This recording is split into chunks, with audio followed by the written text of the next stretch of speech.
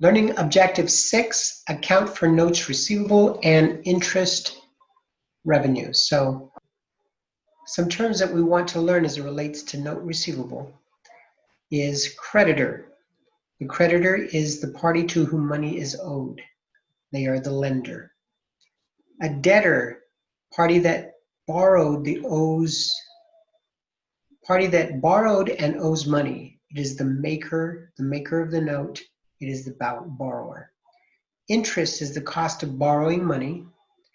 The maturity date is the date at which the debtor must pay the note. The maturity value is the sum of the principal and the interest. The principal is the amount of money borrowed by the debtor, and the term is the length of time from when the note was signed to when the payment must be made.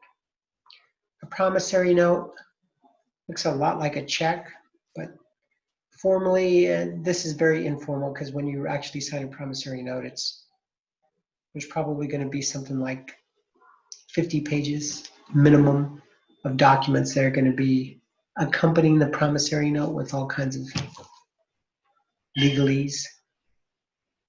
The principal is the amount that's being borrowed, $1,000.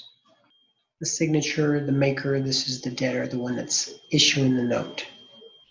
So when a note is signed and the lender provides the money or the cash, the journal entry is going to be very clearly, in this example here, Lauren Holland signs a note to Continental Bank. So we're going to look at it from the position of the bank.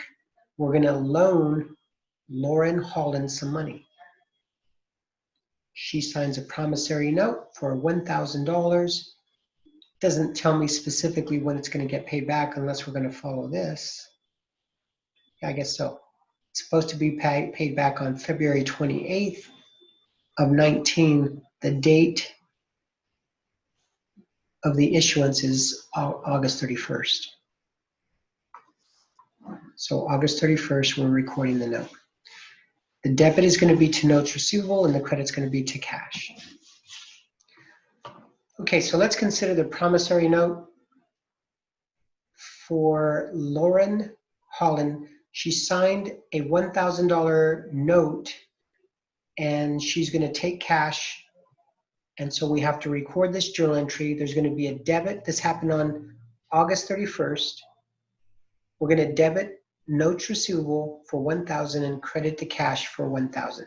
We gave up cash. We gave it to Lauren, and now she owes us the money. So let's go ahead and book that. So the debit's going to be here to notes receivable, and the credit's going to be to cash, $1,000. Debit, credit. We increase our receivables, we decrease cash. Now, this occurred on August 31st, but if we have to prepare a financial statement as of December 31st, well, we have 4 months of accrued interest that we've earned that we haven't been paid yet. In fact, we're not going to get paid for it until February, but we have to record it as earned interest for that period of time, for the 4 months. So the way we come up with that computation is we compute interest that has been earned for the period between August 31st and December 31st. So we use what's referred to as the interest formula. It's at I equals PRT. I equals PRT. So let's go ahead and see what that is. The principal is $1,000. The rate is 0.09, and the T is time. Since this is an annual interest rate, then the T in time is going to be in an annual basis. This is going to be 4 twelfths, 4 months out of 12 months in a year. Which, if we simplify, 4/12 is 1/3. So let's compute that. I equals, we'll take $1,000, we'll multiply it by 0.09, and we'll multiply that by 4 divided by 12. And that's going to give us $30. So we have $30 of interest earned from the period of August 31st to December 31st.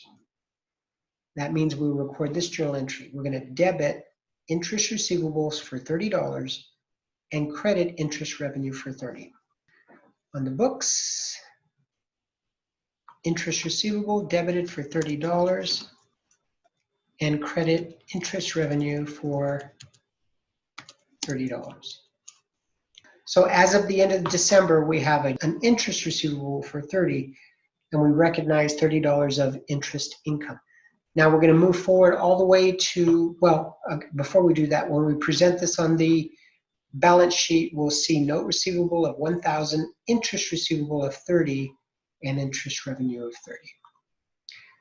On February 28th, this is in the new fiscal year, or the following fiscal year, we now have the money to be collected from Lauren, and we expect her to pay it all off. So how much do we expect to get paid? Well, it's kind of the same thing as before, except what we're going to be paid is not just for the interest accrued between August 31st and December 31st. Now this is for the full period. We want to collect interest for the entire period, which is really 6 months. 6 out of what? 6/12. 6/12, which is really 1/2. So $30 is what we earned through December 31st.